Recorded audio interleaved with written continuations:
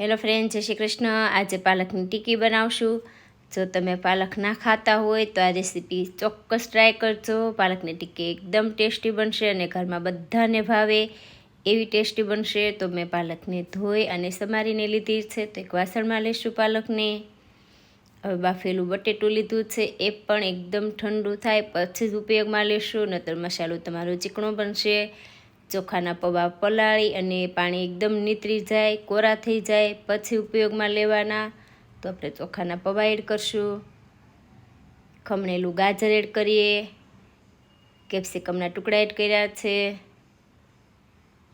કાંદા ખમણીને લીધા, એક વાટકો લીલા ધાણા, સ્વાદ અનુસાર મીઠું એડ કરશું, અડધી ચમચી હળદર, 5 ચમચી હિંગ, 1 ચમચી ધાણા જીરું, એવરેસ્ટનો કિચન કિંગ મસાલો લીધો છે, એ પણ મેં 1 ચમચી લીધો, 1 લીંબુનો રસ।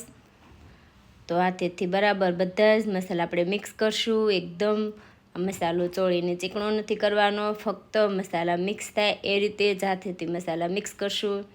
તો આદુ મરચી મારે ભૂલાઈ ગયા હતા એટલે હું પાછળથી એડ કરું છું।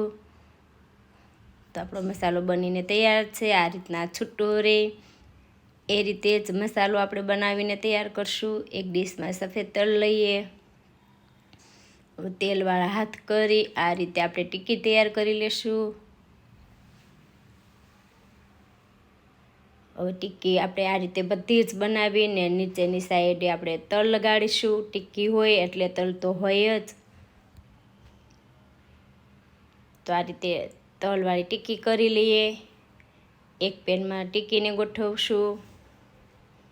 આ ટિક્કીને તળવાની નથી, ફક્ત સેલો ફ્રાય કરશું। તો અડધા પાળા જેટલું તેલ એડ કરી ગેસની ફ્લેમ મીડિયમ રાખી બંને સાઈડ બ્રાઉન કલરની થાય ત્યાં સુધી આપણે આ ટિક્કીને થવા દેશું।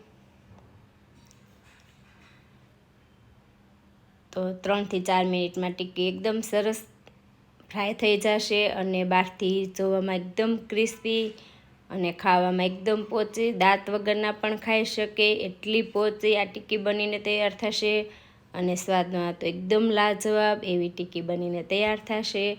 તો આ રેસીપી ચોક્કસ એકવાર ટ્રાય કરજો અને કમેન્ટમાં લખીને બતાવજો કે તમારી ટિક્કી કેવી બની।